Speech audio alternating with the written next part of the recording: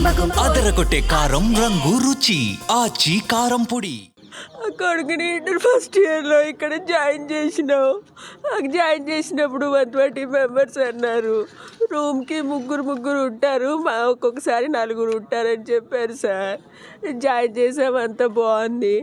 తర్వాత వాడికి మేము వచ్చి చూస్తూనే ఉంటాము సార్, వాళ్ళకి కాల్ చేస్తూనే ఉంటాము, చెప్తూనే ఉంటాం సార్. మాకు ఏదైనా చెప్పండి సార్, ఏ ప్రాబ్లం ఉన్నా చెప్పండి, ఏదున్నా చెప్పండి, మేము వస్తాము, మాతో మాట్లాడించండి అని చెప్తూనే ఉంటాం సార్.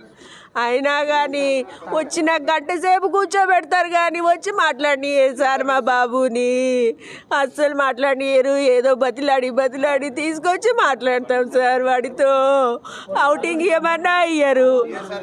ఒక 2 రోజుల క్రితం నాకు ఫోన్ చేసిండు సార్. నైట్ టైంలో ఫోన్ చేసి, మమ్మీ నాకు ఎట్లనో అనిపిస్తుంది మమ్మీ, నాకు మీరు డబ్బులు ఎక్కువ పెడుతున్నారట, మీరు నా కోసం డబ్బులు ఖర్చు పెడుతున్నారట అంటున్నారు మమ్మీ అన్నాడు సార్.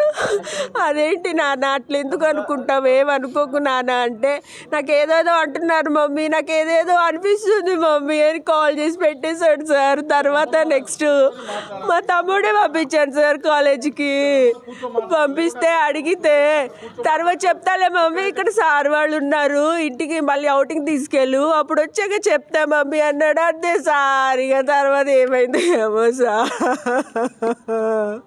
మంచిగా అంత హైట్ ఉంటాడు సార్ నా కొడుకు. యాక్టివ్గా ఉంటాడు సార్, మంచిగా ఉంటాడు సార్ నా కొడుకు.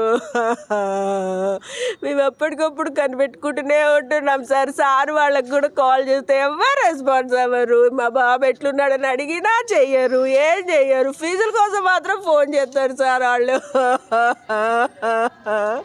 నా కొడుకుని వాళ్ళు చూడలేదు సార్, పట్టించుకోలేదు సార్. నాకు ఫోన్ చేసి బాధపడ్డాడు సార్. ఏం జరిగింది చెప్పు నాన్న అంటే, చెప్పేలోపు ఇట్లా అయిపోయింది సార్. ఏం జరిగిందో తెలియట్లేదు నా కొడుకు. ఈ కాలేజీలో, హైదరాబాద్ విజ్ఞాన కాలేజీలో మా తమ్ముడు కొడుకుని ఫస్ట్ ఇయర్లో జాయిన్ చేసినామండి. ఫస్ట్ ఇయర్ జాయిన్ అయిన పిల్లగాడు మంచి చురుకు ఉండే, 10th క్లాస్ కూడా మంచి మార్కులు వచ్చినాయి. మంచి మార్కులు వచ్చిన తర్వాత ఇక్కడ ఎంపీసీగా జాయిన్ చేసినాం.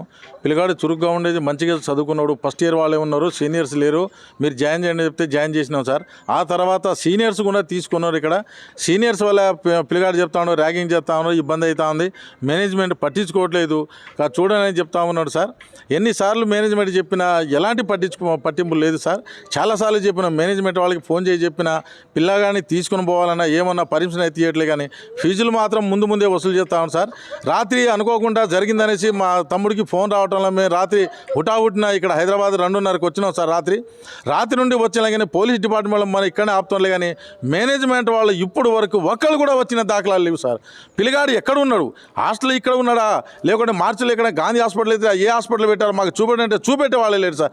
రాత్రి నుండి ఏమీ లేకుండా మేము బాధపడుతూ ఇక్కడే ఉన్నాం, కానీ ఎవరు పట్టించుకునే నాదుడే లేడు సార్. ఈ కాలేజీ వాళ్ళ మేనేజ్మెంట్ వాళ్ళకి ఎన్నిసార్లు అడిగినాం. మేము సీఏ గారికి చెప్పాను, సీఏ గారు మేనేజ్మెంట్ వాళ్ళని పిలవండి, మా అబ్బాయి ఎక్కడున్నాడు, ఏం చేస్తున్నాడు, అసలు ఎక్కడ పెట్టారు, మాకు తెలియకుండా పంపడానికి కారణం ఏంది, మావాడు ఏం చేసిండు, ఏం చేశారు, ఎలాంటి సమాచారం ఇవ్వకుండా ఇది చేయడం కారణం ఏంది, సీఏ గారిని రాత్రి నుండి అడుగుతూనే ఉన్నాం సార్. పిల్లగాడికి ఆయన రెడ్డి అని ఉన్నారు, గోపాలరెడ్డి సార్కి ఒక్కసారి ఫోన్ చేసి స్విచ్ ఆఫ్ చేసిన, దాదాపు మేము అందరం కలిసి 100 సార్లు చేసి ఉంటాం, రింగ్ అయితే కానీ తీయలేకపోతాను సార్. ఇప్పుడు దాకా రాత్రి నుండి వచ్చిన వాళ్ళు మాకు ఇక్కడ ఎవరు లేరు, దిక్కుతోచిన పరిస్థితుల్లో ఈ కాలేజీ ముందు ఉన్నాము. ఇప్పటికే సీఏ గారికి చెప్తూనే ఉన్నాను, సీఏ గారు కాలేజీ మేనేజ్మెంట్ వాళ్ళని పిలవండి, మా పిల్లగాడు ఎక్కడుండి మాకు ఒప్పచెప్పండి, మా పిల్లగాడు ఎక్కడుండో మాకు ఒప్పచెప్తే మా పిల్లగాడిని తీసుకొని పోతామని ఎన్నిసార్లు చెప్పినా సీఏ గారు కూడా వస్తారని ఇప్పుడే కాలేపన చేయడం జరుగుతూ ఉన్నాయి సార్. ఈ విధంగా జరుగుతూ ఉంటే ఇదే మా అబ్బాయి కాదు సార్. ఎక్కడైనా ఉన్న పిల్లగాడు మనం ఏ తల్లిదండ్రులైనా కూలీ చేసిన నాలి చేసిన పిల్లగాడు మంచిగా చదువుకోవాలి, భవిష్యత్తు ఉండాలనే ఆలోచనతోనే పెడతా ఉంటాంలే, కానీ సార్ ఈ విధంగా జరగడం తల్లిదండ్రుల యొక్క రోజున ఇక్కడ ఉన్న వాళ్ళ జనము చూడలేక చాలా బాధపడతాను సార్. ఒకడే కొడుకు, ఆ కొడుకుని ఏంటంటే తల్లిదండ్రులు చదువుకొని మంచి ప్రయోజనం చేద్దామని ఆశ పెట్టుకొని ఈ విధంగా పంపిస్తూ ఉంటే కాలేజీ యాజమాన్యం అనేది ఈ విధంగా చేసి పిల్లల్ని ఈ విధంగా అన్యాయం చేయడం అనేది చాలా దారుణం సార్. నమస్తే.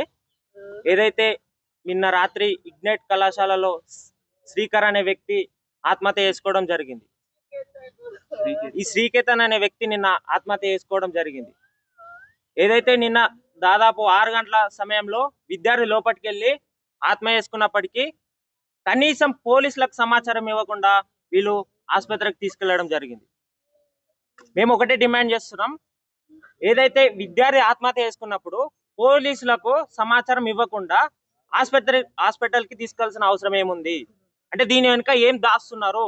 యాజమాన్యం కావచ్చు, లేకపోతే పోలీసులతో కలిసి కుమ్మక్కయి ఈ విషయాన్ని దాచిపెట్టాలనే ఒక విషయం దాచిపెట్టాలని చెప్పి ప్రయత్నిస్తున్నట్టు మనకు క్లియర్ గా అనిపిస్తుంది. అదే విధంగా ఘటన జరిగినప్పుడు కనీసం విద్యార్థి యొక్క పేరెంట్స్ కి ఇన్ఫార్మ్ చేయకుండా ఉస్మానియాకి తరలించాల్సిన అవసరం ఏముందని చెప్పి ఈ రోజు డిమాండ్ చేస్తా ఉన్నాం. ఏదైతే విద్యార్థి మృతి పట్ల కనీసం కండోలెన్స్ కూడా తెలియకుండా యాజమాన్యం ఇప్పటికి కూడా ఘటనా స్థలానికి చేరుకోని పరిస్థితి ఈ రోజు ఇక్కడ ఇగ్నైట్ కళాశాల దగ్గర నెలకొంది. మేము ఒకటే డిమాండ్ చేస్తున్నాం, ఏదైతే విద్యార్థి మృతికి కారణమైనటువంటి ప్రతి ఒక్కరిని కూడా ఇందులో చేర్చి ప్రతి ఒక్కరు కూడా శిక్ష పడేలా పోలీస్ వారు కూడా చర్యలు తీసుకోవాలని చెప్పి ఒకటి డిమాండ్ చేస్తున్నాం. అదే విధంగా ఏదైతే కాలేజ్ కి మినిమం పర్మిషన్స్ లేకుండా డిఐఓ గారు కావచ్చు, లేకపోతే ఎడ్యుకేషన్ డిపార్ట్మెంట్ కావచ్చు, ఏ విధంగా ఈ కాలేజ్ ని ఇంకా కొనసాగిస్తున్నారని చెప్పి అఖిల భారతీయ విద్యార్థి పరిషత్ తరఫున డిమాండ్ చేస్తున్నాం. వెంటనే కాలేజ్ అనుమతులు రద్దు చేయాలి, అదే విధంగా బాధ్యులైన వారి మీద కఠిన చర్యలు తీసుకోవాలని చెప్పి అఖిల భారతీయ విద్యార్థి పరిషత్ తరఫున డిమాండ్ చేస్తున్నాం. శ్రీకేతన్ అనే విద్యార్థి యొక్క ఆత్మహత్య అనేక అనుమానాలకు దారితీస్తా ఉంది. రోజు 4:30 ప్రాంతంలో రూమ్ లోకి వెళ్ళిన శ్రీకేతన్ 8:30 వరకు దాదాపు కళాశాల యాజమాన్యం ఎవరు పట్టించుకోలేదు, ఆత్మహత్య చేసుకుండని చెప్పేసి కల్లబొల్లి మాటలు చెప్తా ఉన్నారు. మరి అసలు ఆత్మహత్య జరిగిన సందర్భంలో పోలీస్ స్టేషన్ కి తీసుకుపోతున్న సందర్భంలో అసలు ఏ కానిస్టేబుల్ వచ్చారు, ఎవరు వచ్చారు అనేది కూడా ఇప్పటికీ అనేక అనుమానాలకు తావిస్తుంది. మరి పోలీసులకు సమాచారం ఇవ్వకుండా ఏ రకంగా హాస్పిటల్ కు తీసుకుపోయారు, మరి తల్లిదండ్రులకు సమాచారం ఇవ్వకుండా ఏ రకంగా గాంధీ హాస్పిటల్ మార్చురీకి అంత రాత్రిన అకస్మాత్తుగా తరలించాల్సినటువంటి అవసరం ఏమొచ్చింది? ఈ ఆత్మహత్య వెనుక అనేక అనుమానాలు దారితీస్తూ ఉన్నాయి. ఉరి అని చెప్పి చెప్తా ఉన్నారు, మరి అంత చిన్న కిటికీకి ఉరేసుకుండ్రు అని చెప్పేసి ఎవరు, మరి ఎటువంటి సౌండ్ రాలేదు, ఎవరు ఎందుకు అబ్జర్వ్ చేయలేదు, అనేక అనుమానాలు ఉన్నాయి. కాబట్టి దీని మీద పూర్తి స్థాయి విచారణ చేపట్టాలి. కళాశాల యాజమాన్యం దాదాపు 3 గంటల ప్రాంతం నుంచి చల్ల ఎదురు చూస్తున్నప్పటికీ కూడా ఇప్పటికీ కళాశాల యాజమాన్యం నుంచి ఎవరు కూడా వచ్చి సమాధానం చెప్పే పరిస్థితి లేదు. వెంటనే కళాశాల యాజమాన్యాన్ని అరెస్ట్ చేయాలి. ఎటువంటి అనుమతులు లేకుండా నడుస్తున్నటువంటి ఇగ్నైట్ కళాశాల గుర్తింపును రద్దు చేసి న్యాయం చేసేలా చర్యలు తీసుకోవాలని చెప్పేసి మేము డిమాండ్ చేస్తా ఉన్నాం.